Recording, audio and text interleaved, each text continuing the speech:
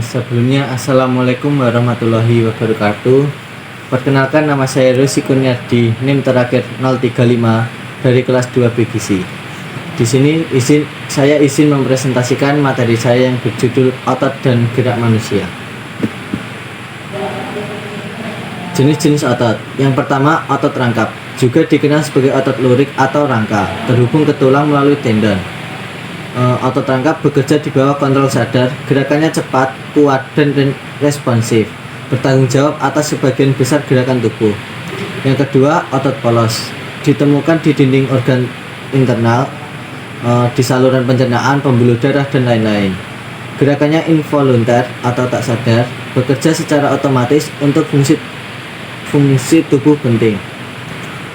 Selanjutnya, otot jantung, hanya ditemukan di dinding jantung. Gerakannya involunter atau tak sadar, jantung berdetak tanpa kita kendalikan.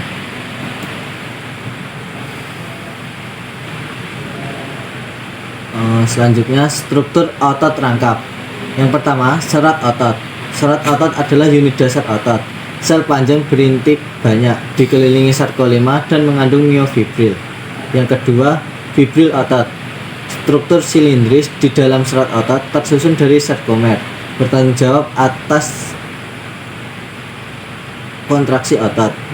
Dan yang ketiga, protein aktin dan miosin, dua protein utama yang berinteraksi dalam kontraksi otot.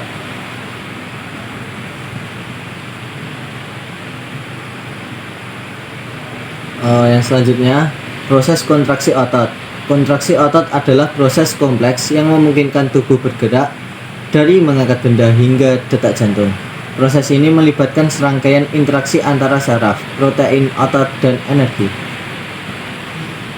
Yang pertama, pelepasan neurotransmitter. Sinyal dari saraf mencapai otot melalui pelepasan neurotransmitter seperti asetilkolin pada celah neuromuskular. Ini memicu potensi aksi pada membran serat otot. Yang kedua, interaksi aktin dan miosin.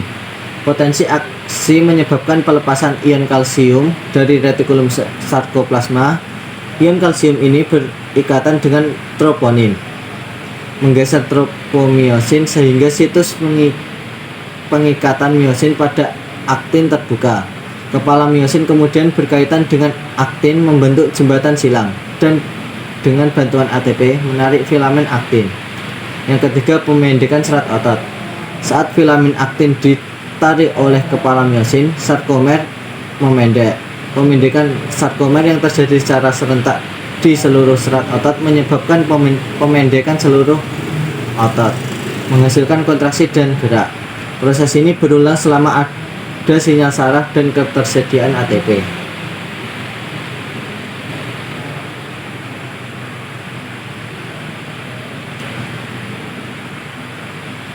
Selanjutnya, fungsi otot dalam gerak. Yang pertama, gerak aktif.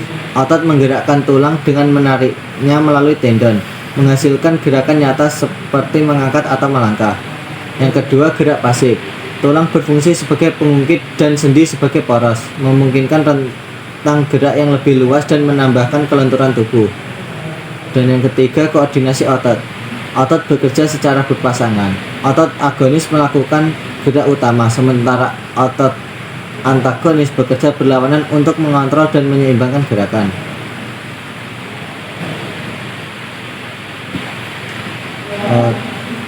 Contoh gerak pada otot rangkap. Yang pertama, fleksi. Fleksi adalah gerak membengkokkan atau menekuk. Dalam contoh gerak lengan bawah, otot bicep untuk menarik lengan bawah ke atas, sementara otot tricep rileks. Ini mengurangi sudut antara dua tulang. Yang kedua, ekstensi. Ekstensi adalah gerak meluruskan atau membentangkan.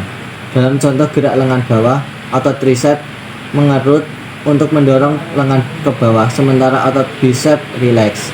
Ini meningkatkan sudut antara dua tulang.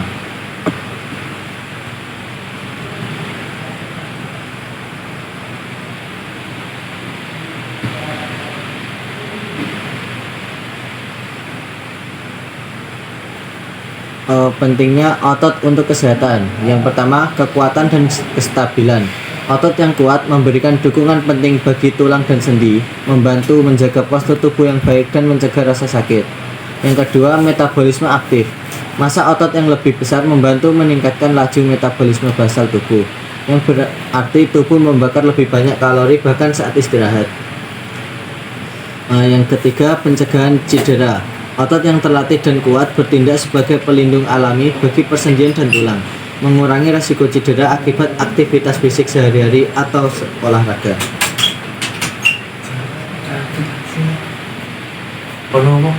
Kesimpulannya, kita telah memahami berbagai jenis otot serta peran spesifiknya dalam sistem gerak manusia, di mana proses kompleks kontraksi otot yang melibatkan interaksi aktin dan miosin adalah dasar dari setiap gerakan. Otot adalah pendorong utama gerak aktif tubuh, bekerja sama dengan tulang dan sendi untuk koordinasi yang efektif. Oleh karena itu, menjaga kekuatan dan kesehatan otot sangat vital untuk stabilitas tubuh, metabolisme yang baik, dan pencegahan cedera. Sekian presentasi dari saya.